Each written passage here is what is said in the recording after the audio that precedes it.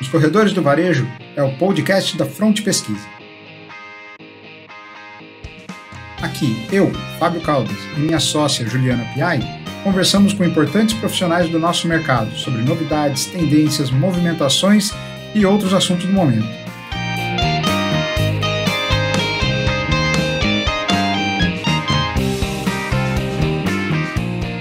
Boa tarde a todos, boa tarde Eduardo, Thaís, boa tarde. Rótulo.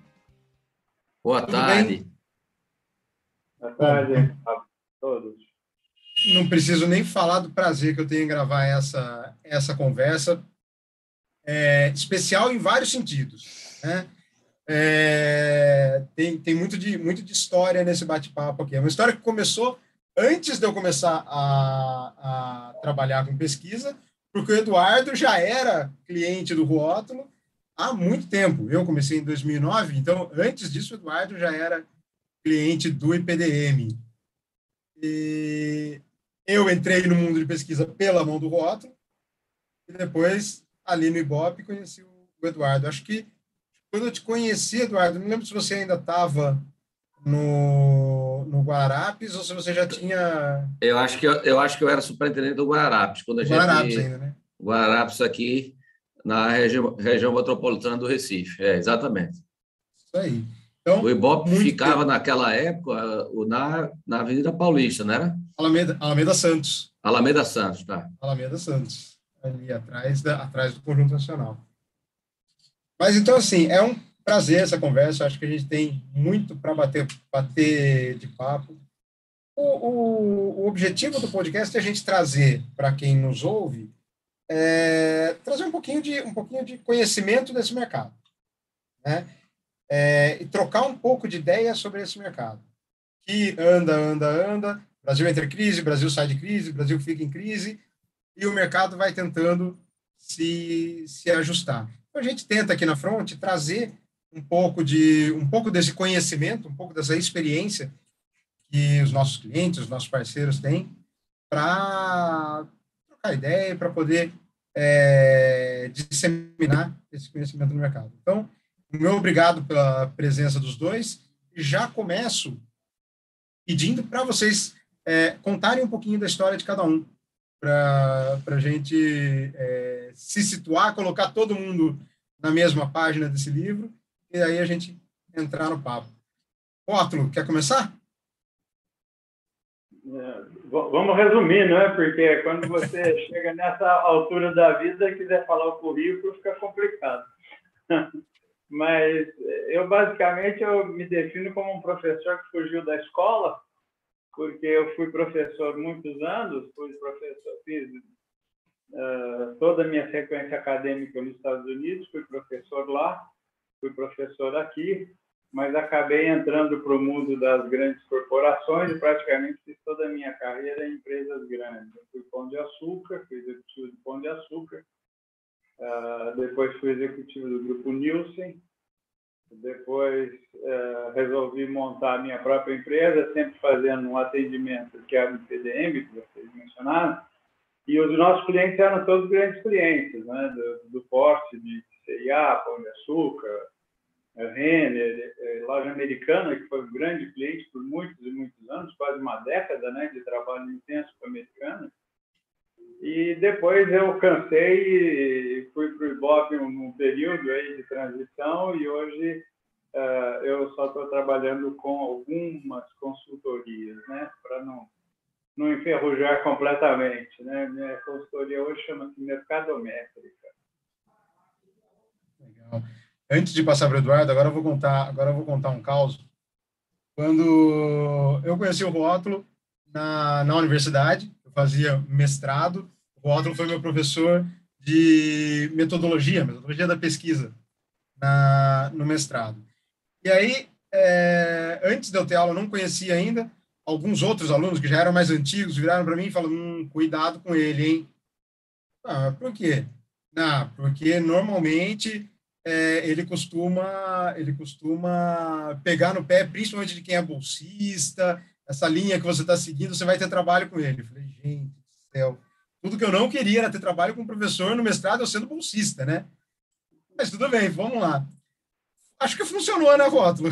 Porque depois do primeiro semestre, fiz uma segunda matéria ainda com ele e depois entrei no Ibope. Então, acho que não... Acho que o pessoal estava errado. Funcionou em todos os casos. Graças a Deus. Todos os casos. Fantástico. Eduardo, agora é com você. Fala um pouquinho de você. Eu vou falar rapidamente também, apesar de não ter nem de perto a experiência do professor Otto, e vou contar também, revisar aí como foi que nós nos conhecemos, né?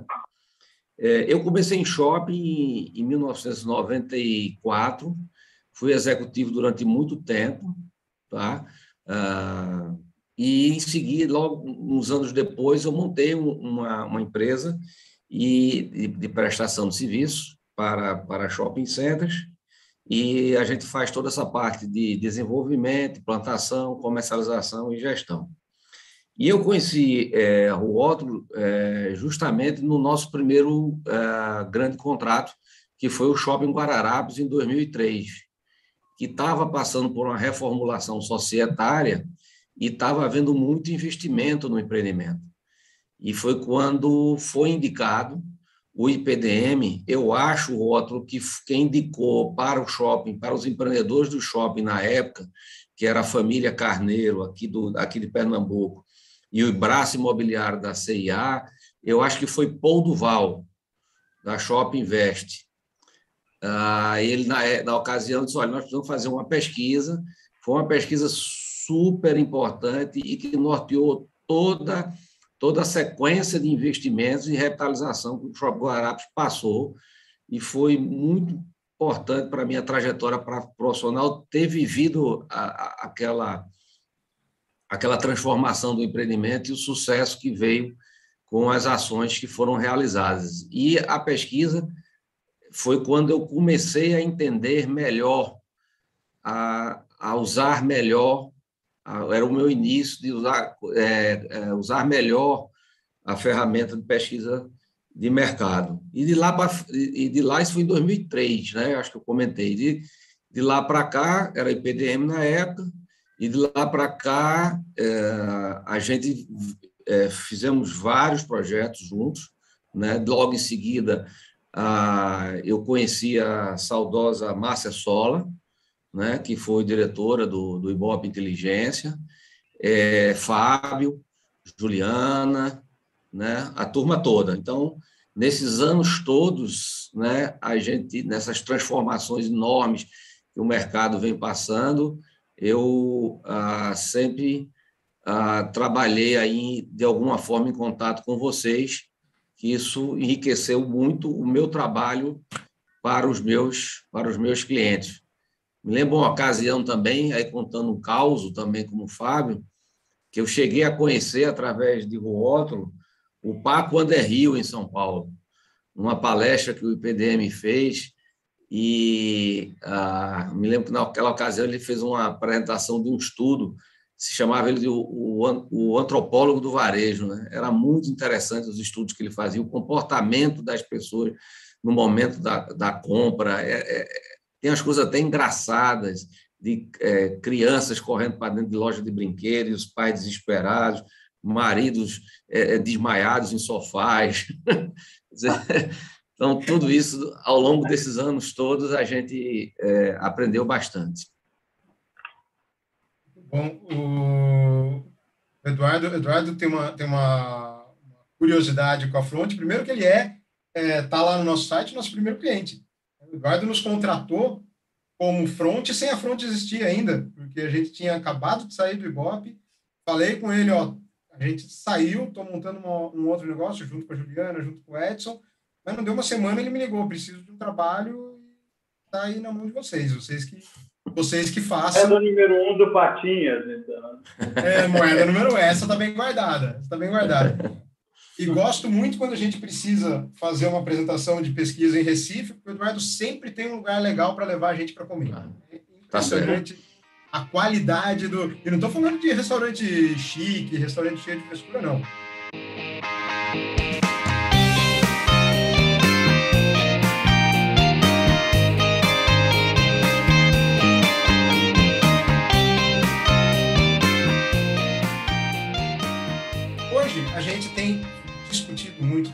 evoluído muito, e principalmente depois da pandemia, a história do varejo online, a briga do varejo online com o varejo físico, e agora tem o metaverso, e tem tudo que a gente puder imaginar que o online tá oferecendo. Então, eu começo com uma provocação. O crescimento do online vai reduzir a importância da localização? De certa maneira, essa é uma resposta até simples, né? Apesar de realmente muito atual e provocativa. E acho que o Eduardo tem algo a contribuir sobre isso, dentro desse quadro de fundo aí que a gente tem observado. Bom, a primeira questão é que se o varejo eletrônico, digamos assim, vai matar, como era o que se falava no começo, o varejo físico, né? As lojas de tijolo, né? E, obviamente, isso não aconteceu e nem vai acontecer, né? Porque se assim fosse, nós já teríamos que estar encontrando um declínio do varejo físico tremendo, né?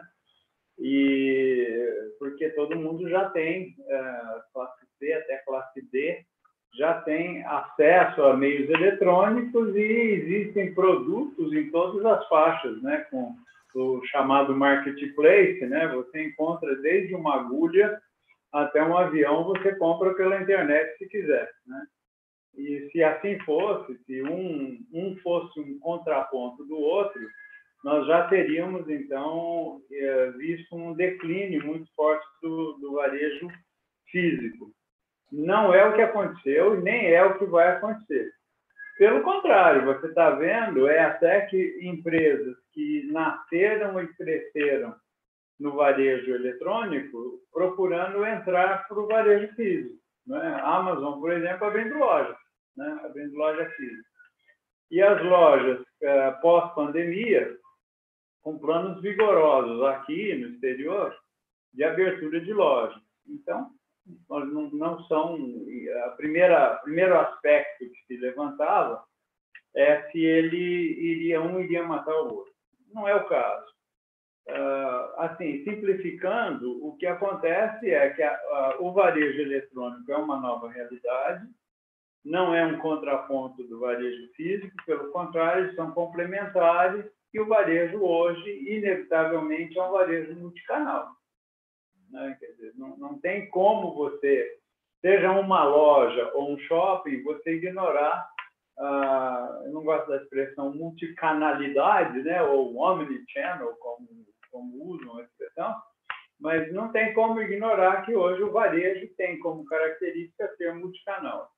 E só um dado mais aí para completar o quadro, digamos assim, o que aconteceu, por exemplo, nos Estados Unidos, onde o varejo eletrônico está há 10 anos, né? Antes da pandemia já estava 10 anos na frente do Brasil ou mais. Por quê? Porque todo mundo já tinha internet a altíssima velocidade, todo mundo já tinha educação digital e tudo mais. Então, o nível de varejo eletrônico que tinha nos Estados Unidos pré-pandemia, pós-pandemia voltou para o mesmo nível.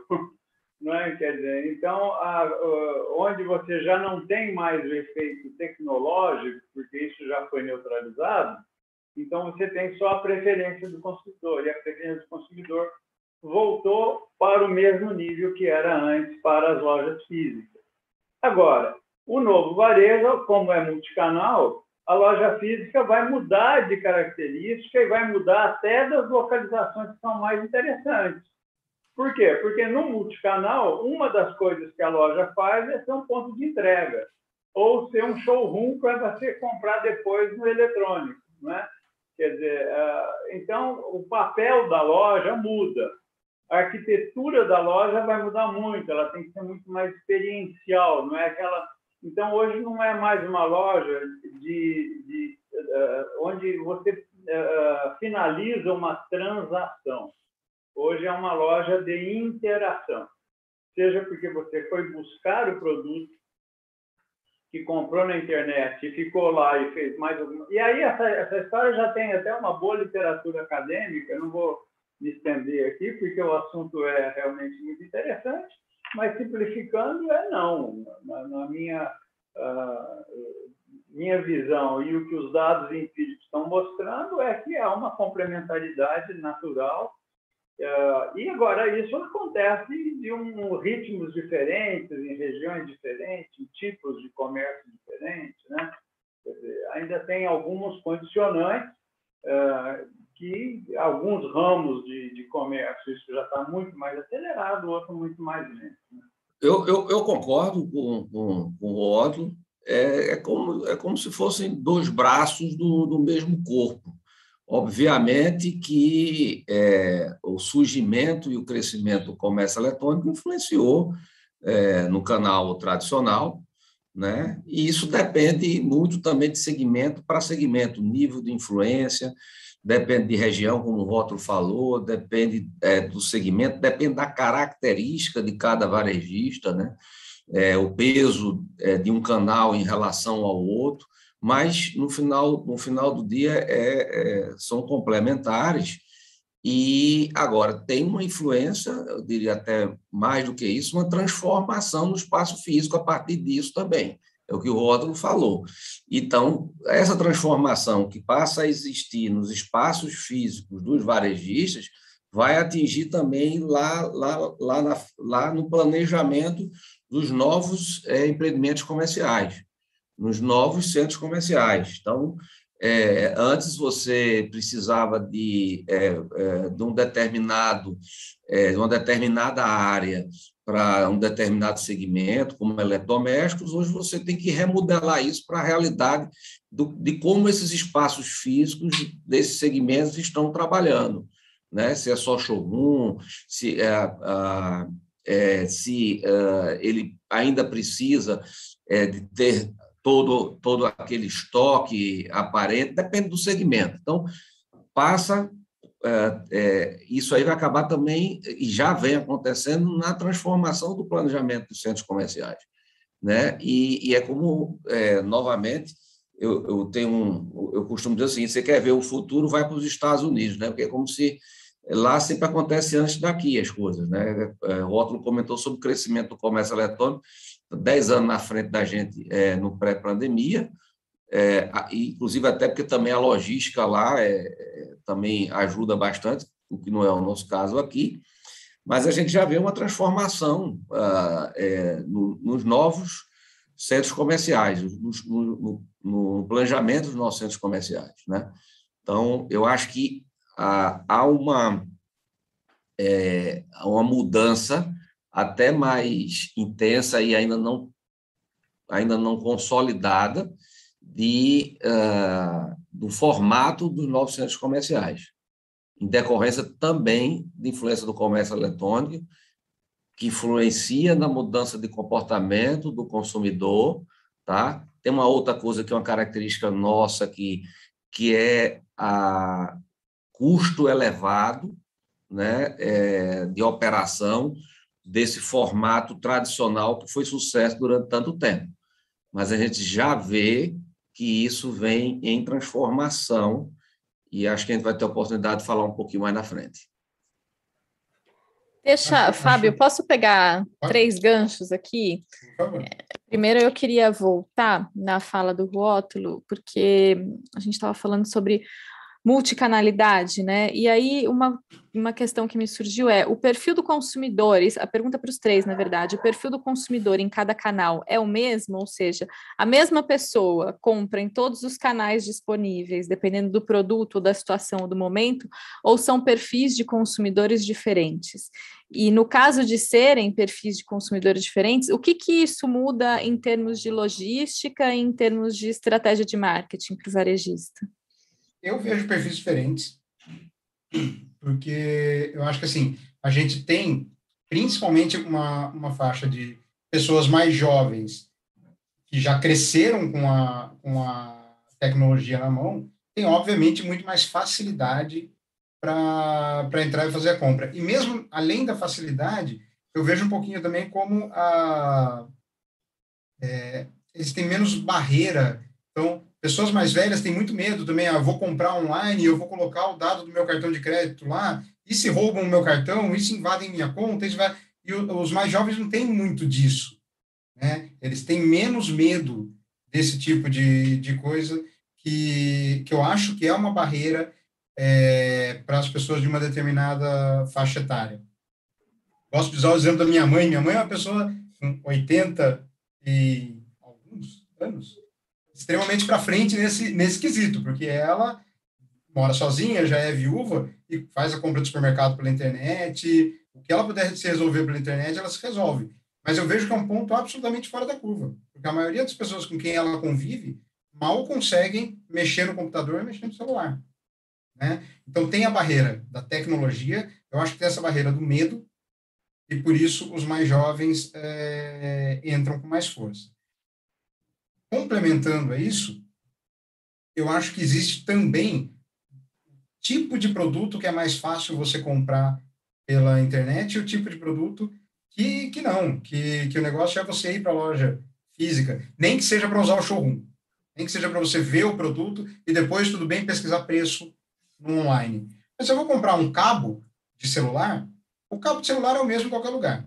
Se eu posso entrar num site, num aplicativo, e ele chegar em casa, às vezes no mesmo dia, por que eu vou pegar meu carro, andar 10, 15, 20 minutos, pagar um estacionamento para ter isso, né? Acho que o Mercado Livre, no caso, está fazendo uma certa revolução na logística no Brasil, talvez não tanto, no Sul, Sudeste mais, porque acho que ainda Norte e Nordeste, vamos lembrar que o Brasil não é Sul, Sudeste, né? Mas quem vive mais Sul, Sudeste já consegue muito facilmente isso. É a hora que a hora que a logística azeitar no Brasil inteiro, eu acho que a gente aí sim vai ter um processo um pouquinho mais destravado. Ótimo. E aí? O que você acha? A diferenciação de classe é óbvia, né? E é esperada, né? Mas você também abordou bem, Fábio, que essa diferença existe por idade, por classe, né? Por classe é bem marcado, né? Você tem diabetes, mas a tendência, e aí eu não tenho dado, eu gosto de dados, mas a tendência é de haver uma certa equalização, porque na medida que nós fizemos alguma pesquisa, você até participou, por exemplo, aquela pesquisa em Curitiba, que é um shopping de desconto, e havia lá uma preocupação muito grande do empreendedor, nós colocamos lá várias perguntas, e não só essa, mas não foi a nossa surpresa encontrar que as pessoas estão perdendo medo da internet, né? E da compra online, que ela está virando uma coisa relativamente corriqueira. Então, não é só mais classe A, B ou C1, alguma coisa assim, ela também já permeia para baixo. Agora, claro, uma pessoa de classe D tem outros interesses, tem outro comportamento, mas a minha impressão é que com o tempo vai haver uma equalização e vai ser uma coisa, vamos dizer assim, banal, mas neste momento existe sim diferenças de classe, e não só de classe, né, de características do consumidor, de escolaridade, de familiaridade com a tecnologia. O caso da idade é típico, né? Quer dizer, você vê as pessoas que você mencionou, pessoas de um pouquinho mais de idade, mais receiosa, ou não tanto só o medo, né? Mas também o manejo dos meios eletrônicos assim mais difícil, não está tão natural, né? Então, as novas gerações, eu tenho a impressão que com as novas gerações, essas diferenças de classe, principalmente de idade, as principais características do consumidor vão se equalizar, porque é uma coisa muito básica, né? Não tem nenhum segredo aí, há vantagens evidentes em alguns tipos de compra. Em relação às diferentes regiões do Brasil, imagino que tem alguma diferença, não? Eu acho que uma boa jogar isso para o Eduardo, porque o Eduardo vive muito no Nordeste. Assim, Veja, a nossa atuação é majoritariamente, nossa sede é aqui no Recife, majoritariamente a história da nossa empresa é aqui, e a minha vida também como executivo nessa área é aqui no Nordeste. Muito embora a gente está sempre procurando se atualizar com as novidades e as boas práticas, né, dos mercados mais desenvolvidos. Mas eu acho que tem diferença, e aí inclui, Thaís, naquela relação de pontos que foram colocados por Fábio, por Otto, de classe, de idade, de região, né? Mas a tendência é isso ser universalizado, né? Com o desenvolvimento da tecnologia, a melhora da logística, os mecanismos de segurança, né? Tudo isso vai fazer a melhora também da infraestrutura, tudo isso vai fazer com que legislação também, tudo isso vai fazer com que isso todo mundo vai, porque é simples, é fácil, e o varejista ele já está se preparando para isso. Então, vai existir, a tendência é que vai ter um momento que todo mundo vai ter um acesso, pode até preferir um canal ao outro, a um determinado momento de consumo, um determinado segmento de consumo. Mas a tendência é que todos, no futuro, vão usar todos os canais, e todos os canais de uma mesma rede, né? E é como o Otto falou, ele gosta muito de dados, mas a gente observa isso também com os varejistas. A gente vem conversando com o varejista e nota que a expectativa deles é para isso. Quer dizer, olha, vai ter um momento de consumo que começa num canal, termina no outro, entendeu? Em um determinado momento, o cliente está mais com disponibilidade de viver uma experiência, no outro momento ele está precisando de mais conveniência, de mais velocidade, entendeu? Então, ele vai ser o cara, vai estar usando todos os canais. Isso deverá ser a tendência. Ainda não é, por conta dessas diferenças todas citadas, inclusive as diferenças regionais. Porque quando você vai para determinadas regiões do país, a internet já não é tão boa, o sinal é fraco. Então, mas isso com, inclusive, a informação girando mais rápido e sendo acessível a quase todo mundo está vendo o que está sendo usado, o que está sendo feito no mundo todo, né? Então, você vai para o interior aqui do Nordeste, o cara sabe o lançamento do novo tênis da Nike. Pode até... Ele está vendo. Ele está vendo o jogo lá do esporte, que eram coisas que a gente não tinha, né? Então, hoje é muito mais rápido. Eduardo, né? Você acha que logística é uma grande barreira para isso, além do acesso à internet? Porque acho que tem uma questão de tempo de entrega, né? Não é só acesso à internet, é logística de entrega dos produtos, não? Tem a questão da entrega e o custo da entrega. Nossas estradas são ruins, por exemplo, né? O custo do nosso combustível mesmo agora, o valor, né? Nós estamos vivendo um momento atípico, mas tem a questão de ser demorado e de ser mais caro, tá? Mas o que eu estou enxergando, o que eu tenho visto, é muito investimento em logística, muito investimento privado em logística, né? Sabendo que isso é um canal que não vai ter que dar uma solução. Então, quem conseguir dar essa solução mais rápido vai sair na frente. Então, a Amazon já tem distribuição aqui no Nordeste, entendeu? Armazéns enormes e crescendo, expandindo, fazendo mais. Então, aí era um outro ponto que eu queria chegar, que tem a ver com a sua primeira fala. Eu andei lendo que alguns varejistas estão mudando a finalidade da loja, para a loja passar a ser um ponto de distribuição para as vendas online. E você começou o nosso podcast aqui falando exatamente sobre a mudança da estrutura dos shoppings. O quanto que você vê isso efetivamente acontecendo na prática, né? Eu queria que você detalhasse um pouco mais de que mudanças exatamente você estava falando e o quanto que você vê essa mudança de orientação ou de planejamento operacional nos varejistas para para que o estoque ou o armazém do online fique junto com a loja? Como é que isso está acontecendo? Eu vou citar 2 exemplos. Tem muita questão que a gente tem visto a modelo, novos projetos, visual merchandising da loja mudando bastante e aplicando muita tecnologia, né, para poder a pessoa ter a informação mais rápida, até para o vendedor poder atender melhor, entendeu? Você vê que tem muito mais tecnologia aplicada. Mas eu vou dar 2 exemplos assim de 2 segmentos.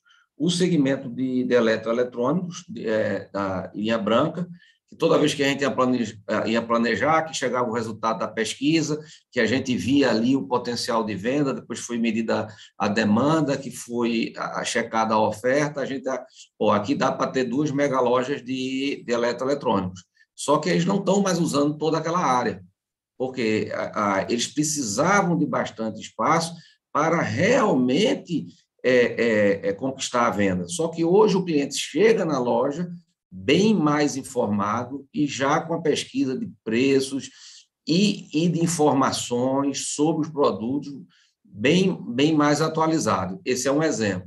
Outro exemplo que eu gosto de dar é o supermercado. A gente sempre media a possibilidade de ter um supermercado no shopping center, né? E a gente viu que o surgimento de gêneros alimentícios nos últimos anos se transformou, e na pandemia até essa transformação foi acelerada. Você tem, numa ponta, o atacarejo, onde todas as classes sociais têm comprado, né, para fazer as compras grandes de alimentação no domicílio e também de material de limpeza e mais outros segmentos, mas basicamente gêneros alimentícios. E na outra ponta você tem visto os supermercados de proximidade, de vizinhança, né, de bairro. Então, aquela possibilidade de a gente ter um hipermercado dentro do shopping corando já não é mais tão grande, porque ele já não é mais tão competitivo em relação a esse comportamento. E perceba que aí tem um pouco a ver com a sua primeira pergunta, que o mesmo cliente que vai no atacarejo comprar a compra do mês ou do bimestre é o mesmo que vai comprar a compra do prazer, da conveniência no Carrefour Express ou no Pão de Açúcar Minuto. Eu acho que é uma coisa, de 2 exemplos, e tem um pouco a ver também com a sua primeira pergunta. A mesma pessoa, o mesmo consumidor em vários canais, inclusive vários canais físicos, né? Você veja 2 exemplos de canais físicos que ele vai estar usando em momentos diferentes.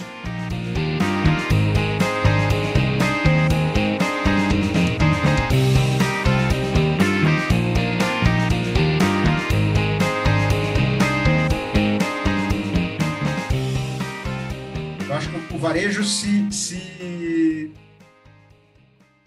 desarranjou, né? Porque a primeira vez que a gente tem uma situação de tudo fechando ao mesmo tempo, sendo obrigado a fechar, né? Não eu vou lembrar de casos assim esporádicos. São Paulo em 2006, 2005, com aquele problema que teve com o PCC, que São Paulo fechou durante um dia, né? Mas, poxa, você ficar quase um ano com tudo fechado, nunca tinha acontecido. E uma pergunta que a gente ouvia muito nesse período, ou uma afirmação, eu sou um pouco crítico a rótulos, né? Então, a hora que começou tudo isso, veio a história do novo normal. Então, agora existe um novo normal. Novo normal, o que é?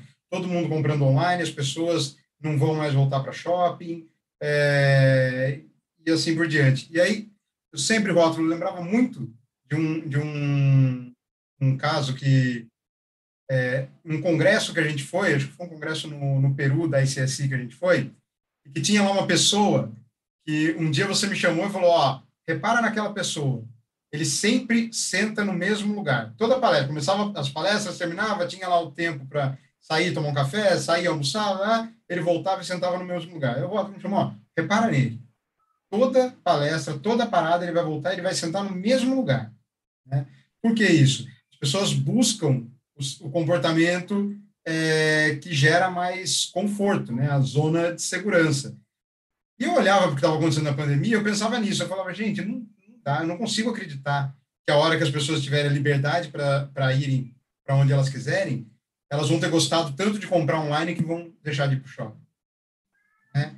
É pensar muito 880 nisso. E o que a gente está vendo agora é que as pessoas estão voltando para o shopping com outras características, com outros objetivos, não só a compra, dados que a gente vai levantando aqui na frente, né? A motivação compra vem caindo, só que a motivação lazer vai subindo. As pessoas vão para o shopping para passear, para ver gente, para respirar. Né? A Juliana fala muito isso. O shopping é um local de descompressão, né? O que não necessariamente vai ser ruim para as vendas. Eu posso ir menos, eu posso ir com outros objetivos e gastar do mesmo jeito. Né? Então, eu acho que isso tudo para falar que esse jogo todo do online, esse jogo todo do comportamento, a mudança de comportamento não é tão simples assim. Né? E mesmo uma coisa grave como aconteceu, de fechar todo mundo em casa, acho que não é o suficiente para mudar esse comportamento tão radicalmente em tão pouco tempo. Agora, Fábio, o que você está falando, acho que muda tudo na cabeça do administrador do shopping, não? Porque o tipo de loja que você vai colocar lá dentro, ou o tipo de serviço que você vai oferecer, mudou completamente, não? Então, era essa pergunta que eu ia jogar para o Rótulo agora. Desculpa. Não, perfeito. Quer dizer que o gancho foi bom, porque você já pensou o que eu ia falar? Peguei. Rótulo. Aí a gente olha para quem está planejando o shopping agora, e temos um planejador aqui conversando, então fica melhor ainda. A gente olha e ainda vê muito do que sempre foi. Muito do que sempre foi. Tanto em arquitetura, quanto em distribuição do mix, tanto quanto em escolha das lojas que vão compor. E volto a falar desses congressos que a gente ia da ICSI, estou falando aí de 2010, 2011, e lá já falavam, o shopping agora não é mais aquela caixa quadrada, o shopping agora é aberto, não sei o que lá, não sei o que lá, não sei o que lá, e a gente está em 2022 discutindo ainda como que o shopping vai ser. E nós aqui no Brasil ainda não chegamos no que eles falavam lá em 2010, 2011. Né? Aí eu queria saber a sua opinião disso. O que está acontecendo? O povo não consegue executar ou eles ainda acham que o shopping tem que ser quadradinho, fechadinho? Então, assim, vou ver se eu consigo simplificar, porque realmente é um assunto bem complexo e eu gostei muito da observação do Eduardo, naquela primeira observação de que as áreas já mudaram, né? Um produto que não existia passou a existir e outros que existiam deixaram de existir. Né? Então, essa transformação, e o caso de eletroeletrônicos é o mais afetado. Mas não é novidade, porque já quanto tempo faz que a gente não tem mais lojas de disco nos shoppings? E quando eu comecei a trabalhar, uma das coisas, trabalhava com Americanas, que era líder no segmento, era super importante a gente dimensionar a quantidade de discos e tudo mais, que sumiu, né? Quer dizer, então essa evolução é normal. O que a minha observação e tem a ver com pandemia, mas não assim, se você avaliar a evolução do varejo, a evolução até da psicologia humana, né, dos desejos do consumidor, etc., vamos simplificar. Eu não acredito e eu não posso garantir nada, mas seria um ponto completamente fora da curva. A gente gosta de dizer o seguinte: tudo mudou, é outro paradigma. A gente gosta disso, mas, na verdade, as mudanças são incrementais. Né? São lentas, são pequenas. Algumas coisas vão mudar. A própria loja já vai mudar muito com a própria tecnologia. Hoje nós já temos, inclusive, em supermercado, as caixas de auto-checkout, né? Você não passa mais no caixa, você não... E já no Japão já é o carrinho, né? Quer dizer, você botou dentro do carrinho, já analisou o que é. E se você tirar de dentro do carrinho, o sensor também detecta que você desistiu do produto e você nem fazer aquele check-out não vai fazer. Você vai botar dentro do carrinho e vai embora. E isso está sendo amplamente já utilizado em outros lugares. Então, a própria configuração das lojas vai mudar. A loja tem que ser mais lúdica. A loja vai ser, mesmo de supermercado, que são as coisas básicas, que é o que o Eduardo mencionou. Eu não preciso mais daquela área, porque eu não preciso mostrar para ninguém o que é uma geladeira. O cara já veio com conhecimento de qual a geladeira, que atributo ela tem, quanta energia ela consome, lá, né? Então, o crescimento vai ser incremental, vai se implementar tal coisa aqui, outra lá, e aos poucos vai haver realmente uma transformação. Mas não é nada assim radical, como a gente diz, é uma mudança de paradigma, porque eu sempre vou pagar e sempre vou querer um produto bem exibido, no lugar certo. E isso a tecnologia vai ajudar muito, porque ela vai ajudar o próprio consumidor dentro das lojas. Isso é um outro capítulo, acho que não é o nosso assunto primordial hoje, mas a configuração da loja, a tecnologia ajudando o consumidor a comprar e o varejista a exibir produto vai ser um negócio bastante revolucionário, digamos assim, porque você vai encontrar o produto que você quer com muito mais rapidez, né? Isso já é pacífico e vai pagar rápido também, que vai eliminar aquela irritante fila. Eu me lembro da época de Americana, eu trabalhei muito nas filas da Americana, era um negócio terrível. Mas, enfim, a mudança existe e ela vai ser incremental. A tecnologia acelerou essa mudança. Do ponto de vista de shopping e até de loja também, eu acho que o que vai ser importante, que a gente poderia dizer que aí sim foi uma mudança de paradigma, é que, dada essa nova situação, por pandemia ou não, eu não valorizo muito a pandemia. Acho que a pandemia, tenho certeza que tem dado. A pandemia até facilitou a loja física, que é isso que o Fábio falou. Eu estou dentro de casa, agora eu quero ver gente, eu quero ver lugar bonito, quero ver gente bonita. Então, facilitou, porque o ser humano não é para ser trancado em lugar nenhum. O ser humano é naturalmente gregário e o brasileiro, principalmente de classe C, tem um prazer enorme de ir ao shopping e vai continuar tendo. E o classe A, ele não gosta mais daquele shopping tumultuado, mas ele adora shoppings boutique, que já surgiram vários, né, como o Village no Rio, JK em São Paulo, não tão bem resolvido em arquitetura, mas com o mesmo conceito e tudo mais. Enfim, então esse local, esse espaço de respiro, de contato, vai continuar existindo. Acho que a mudança que vai ter, assim, de pensar em mudança mais radical de paradigma, é quem vai detectar e perceber essa nova realidade antes para fazer esse shopping assim. Eles falaram, não, todo mundo está fazendo a mesma coisa. Sim, porque é o que eles sempre souberam fazer, né? E você pega os revolucionários, o Sam Walton da vida, o Pérez, no começo lá da Multiplan, que foram gênios realmente, né? Mas foram gênios por quê? Porque estudaram mais? Não, eles foram pessoas muito mais intuitivas que conseguiram captar a tendência sociocultural. Não é assim fazer mais do mesmo de ontem. Quer dizer, ele entender que há um novo anseio do consumidor, num novo contexto, inclusive tecnológico, e eu consigo empacotar nos meus próximos empreendimentos ou nos meus empreendimentos atuais essas características desse novo paradigma. Isso já aconteceu no passado.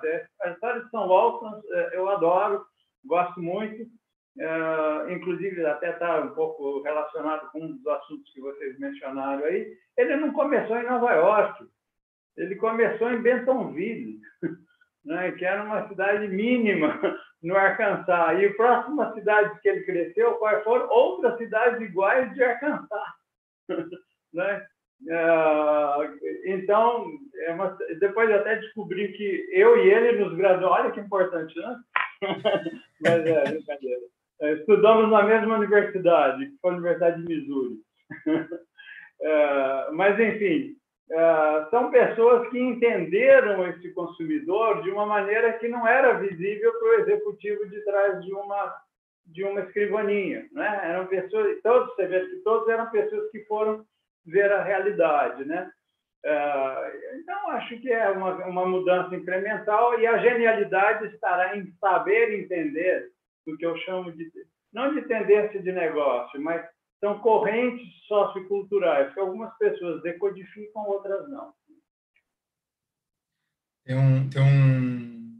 Mudança de arquitetura, né? Tem um caso que a gente não pode falar o santo, mas o caso é curioso, de uma cidade que o empreendedor foi lá e construiu um shopping que ia ser um shopping aberto. Perfeito. Só que a cidade é muito quente. Muito quente mesmo.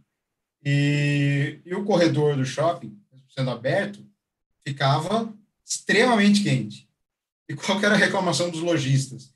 Eles eram obrigados a manter as portas abertas, com o ar-condicionado dentro ligado no máximo, para que o ar-condicionado das lojas refrescasse um pouco o corredor do shopping. Então, só que não tinha, imagina quem pagava a conta do ar-condicionado, né, que estava lá ligado no máximo. O Eduardo deve ter umas 10 historinhas desse tipo aí. Tenho algumas. E aí vai, Eduardo, vai a minha pergunta para você. O empreendedor do shopping, por outro lado, o investidor, né, ele tá aberto a entender que a gente precisa fazer uma coisa nova, uma coisa diferente, que pode ser que para fazer essa coisa diferente o custo suba um pouco, em alguns casos, né? Você tem que investir mais em projeto, não é só aquela história de subir parede. Então, agora você tem que gastar mais pensando em projeto. Eles estão abertos a isso? Você está vendo isso ou ainda continua o pensamento muito monetário? É muito monetário toda mudança é difícil, né? Quando você tem, eu vou pelo menos citar 2 tipos de empreendedor de shopping, tá?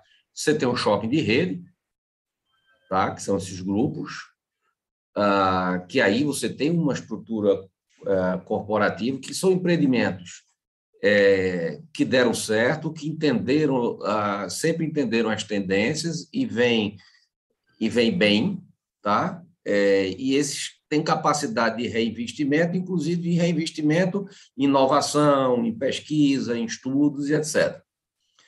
Os nossos, a maior parte dos nossos clientes são os empreendedores individuais, né? E eles, muitos deles, eles tiveram sucesso em outras áreas, tá? Áreas no setor imobiliário, por exemplo, é bastante comum, e vai muito com a cabeça do setor imobiliário para o varejo. Então, pensa muito em obra, pensa muito em instalação, e não pensa no que eu chamo da alma, né? Do recheio, que é o mix, que é o varejista, né? O varejo. As transformações também são mais lentas, porque o negócio shopping center ele é demorado mesmo, sobretudo pela burocracia brasileira. Você aprovar um projeto de um shopping center numa cidade do Brasil, você coloca aí no mínimo 1 ano a 1 ano e meio. Então, na hora que você começou os estudos para ter a licença de obra, no mínimo 2 anos, o mercado já mudou todo. Então, você não tem muito como fazer. Eu vou classificar também os shoppings agora em outras 2 grandes grupos, dois grupos. Tem aqueles que a gente chama de consolidados, tá? Que são aqueles shoppings que já se pagaram, né? E são aqueles shoppings que continuam ainda muito distribuindo bons lucros, né? E, às vezes, eles conseguem se atualizar, e a gente vê algumas atualizações, certo? A gente vê ofertando mais área para convivência, ofertando mais área de lazer e entretenimento, ofertando mais área para serviços.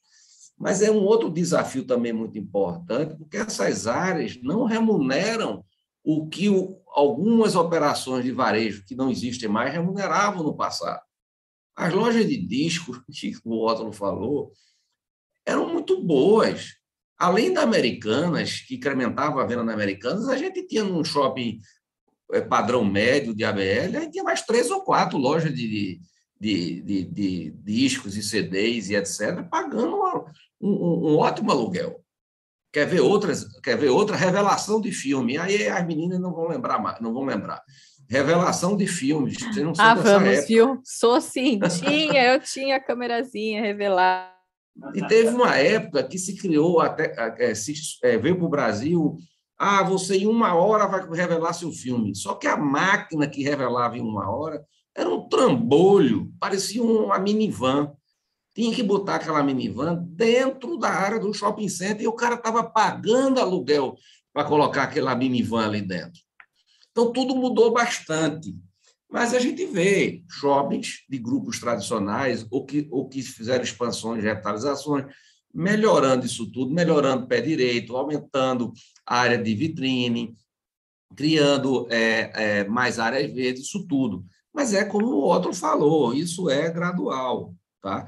E não é fácil você fazer essa mudança, porque pelo porte é um transatlântico, você não consegue dar um cavalo de pau no transatlântico, entendeu? E quando eu vou não estou aqui fazendo nenhum tipo de crítica, mas é normal que o cara está entrando num negócio novo, ele pensa no custo da obra, pensa no custo das instalações, mas só com o tempo é que ele vai compreendendo a dinâmica do que vai gerar resultado para ele, que é o varejo.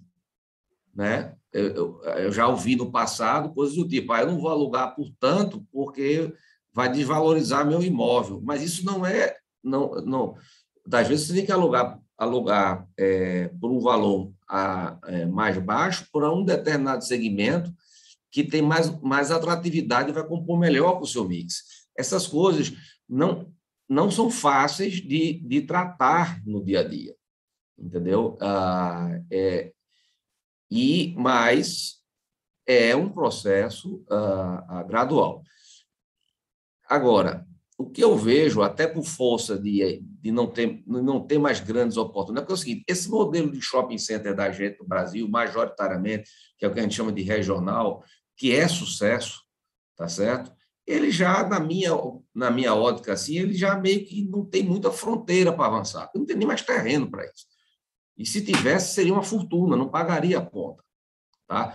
Porque a gente tem que lembrar o seguinte também, os momentos que essa indústria viveu.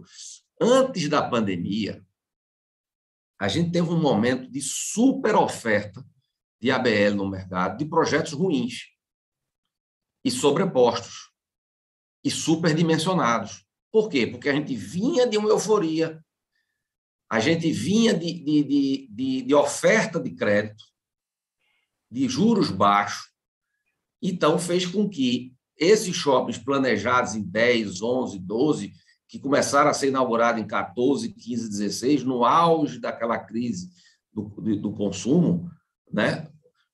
O varejo crescia mais do que o PIB, shopping center crescia mais do que o varejo e, de repente, o consumo despencou. Então, ficou um mundo de ABL vago, que isso mexeu com a rentabilidade dos grandes empreendimentos. Porque tem uma outra coisa, não sei se eu estou falando demais, mas eu vou concluir. Tem uma outra coisa que eu também gosto de falar, quando a gente vai planejar, quando a gente faz a pesquisa, a gente está medindo o mercado consumidor, tá? Mas a gente também tem que depois pensar no mercado lojista. Você, às vezes, até chega com um determinado empreendimento para o lojista, o cara diz, Eduardo, eu topo ir, mas eu só pago tanto, porque fulano, ciclano e beltrano das cidades A, B, C estão fazendo isso e aquilo por mim. Ou seja, é o mesmo lojista que a gente disputa para mercados consumidores diferentes. Entendeu? Então, isso fez com que o negócio shopping center hoje no Brasil, apesar dessa dessa vontade de voltar para os espaços físicos, e aí eu concordo 100% com vocês, porque não é, sei lá, 2 anos, 1 ano e meio, 10 meses, 12 meses, não sei ao certo, de fechamento nosso, que vai mudar o nosso DNA de milhares de anos, né? Então, que nós somos seres sociáveis, né? Tanto, eu sou um exemplo aqui falando pelos cotovelos, enfim, mas vou concluir, porque é o seguinte, vai reaquecer, mas os espaços físicos, mas ainda não será suficiente para o baque das coisas mal planejadas, tá certo? Que foi o dia antes da pandemia, tá certo? Aí veio a pandemia, e como a gente diz aqui, em cima de queda coice. Então, o que é que a gente tem visto? Quer dizer, o que é que a gente tem visto ou o que é que eu acho? A gente tem visto, e eu estou achando que está se estudando formatos diferentes para usar menos área, para custar mais barato a operação, para você criar outros tipos de ancoragem, aí uso misto a gente tem visto, quer dizer, uma série de outras coisas que eu acho que passam por essas linhas de novidades que Rótulo e Fábio comentaram. Vou fazer um brevíssimo comentário aí, que uma bola aí que o Eduardo levantou, que tem conexão com o que a gente falava antes, que é o shopping regional, ou mega regional, supra-regional, dependendo do tamanho e localização, e que eram os modelos favoritos, né? Até dos pioneiros de antigamente, que hoje, se eles fizessem a mesma coisa, estariam quebrados. Então, que ele foi pioneiro ontem, estaria quebrado hoje, né?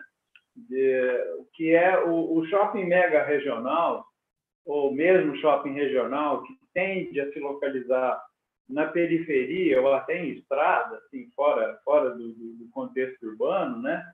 O que acontece? Com o novo perfil de multicanal, esse shopping é uma porcaria, quer dizer, ele já estava mal, né? Mas agora eu vou fazer o consumidor que vai buscar produtos, vai usar o shopping como um elemento de entrega de produto no rápido. Esse shopping não serve, para essa atividade não serve. Ele vai ter que ter um shopping de destinação pura, né?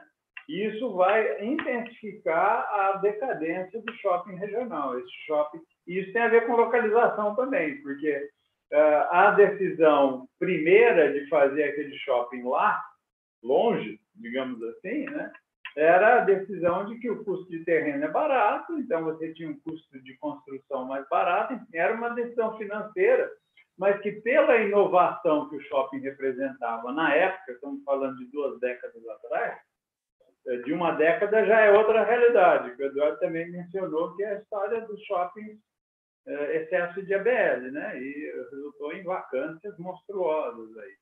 Mas a minha observação é que o shopping regional, o mega regional, que já era uma coisa difícil, por justamente ser uma coisa muito grande, difícil de ocupar, etc. e tal, hoje, no contexto do jogo da internet, em que o consumidor vai usar o shopping também como um elemento de conveniência, mesmo que não seja só entrega de compra rápida, esse shopping não serve para nada.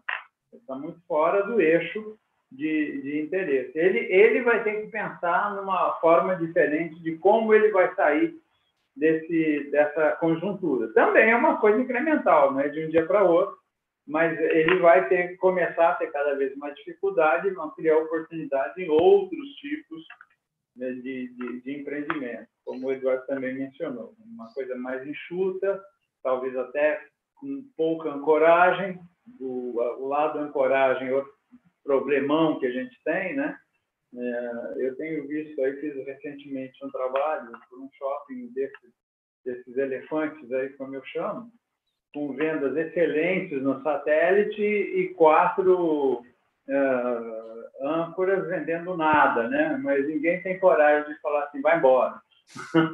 Por quê? Porque eles, na verdade, poderiam ir embora. Eu sempre digo que a ancoragem, para mim, é uma coisa muito relativa.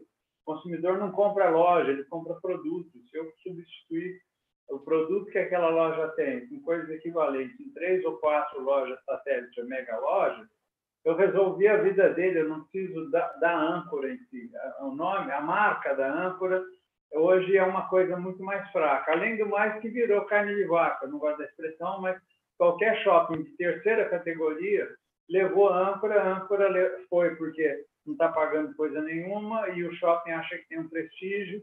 Enfim, o negócio deixou de ser saudável, e o Eduardo pode falar isso muito mais, nos últimos 5 anos pré-pandemia, né? Por excesso de construção, entre coisas. Agora, e a última coisa que o Eduardo falou, que eu gostaria de observar também. Os shoppings que ele chamou de consolidados, alguns são consolidados e apenas consolidados, mas tem uns consolidados que a gente chama de shopping dominante. Ele já criou uma força tal que ele tem uma inércia, que ele vai continuar sendo uma vaca leiteira de muitos recursos e lucros por muito tempo. Quer dizer, o jogo está mais no erro que ele poderia eventualmente cometer do que o mercado. E aí também tem a ver com shopping, com pesquisa, porque esse shopping dominante ele precisa ter uma sintonia fina com o consumidor.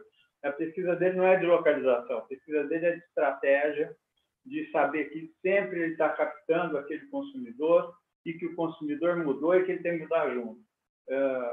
Mas ele, às vezes, olha só o balanço do ano, crescemos X%, às vezes não cresce nem igual a inflação, mas em termos absolutos ele cresceu. Então, são cada segmento aí que nós tínhamos e como é esse segmento na nova realidade, tem uma situação diferente. O Eduardo corretamente mencionou 3 mega tendências aí, do shopping regional e outras coisas mais, que tem a ver com o nosso assunto anterior, que é a internet. Gostou desse bate-papo? Então siga o nosso canal no Spotify, nos Corredores do Varejo. Na próxima semana, a gente vai lançar a segunda parte desse bate-papo com essas 2 feras que entendem tudo do setor de shopping no Brasil. Até mais!